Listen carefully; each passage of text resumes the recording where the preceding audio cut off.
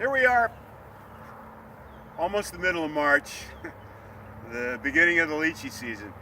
I'm very excited. I think we're going to have a good year this year. This is a sweetheart lychee tree, which is, everybody who has followed us over the years knows the sweetheart is perhaps one of the best varieties. But you can see all the bloom. This tree has put out a very, very nice bloom flush, and the bloom is beginning to open.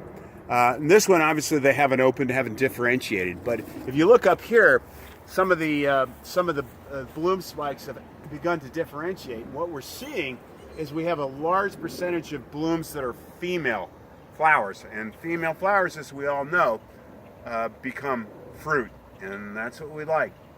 So anyway, based on what we're looking at here, I think, and this is purely speculation on my part, because you know, as they say in the agriculture business, don't bet the farm or don't count your chickens before they hatch. But it looks like we're going to have a good season. This much bloom on a sweetheart tree is a really good sign. So I think that this could be an extraordinarily good year.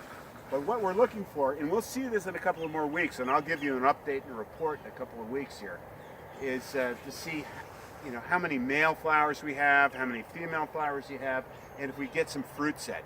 Because that's the critical factor, is once we get some fruit set, we'll get some idea as to what the season is going to look like. As you can see, this tree has a tremendous amount of damage to it. This is from the Sri Lankan weevil, but not something to really worry about, because if you can provide enough organic material to the tree can grow faster than the weevils can damage it. And, you know, we just have to live with it. But at any rate, overall, I'm very excited about this season coming up.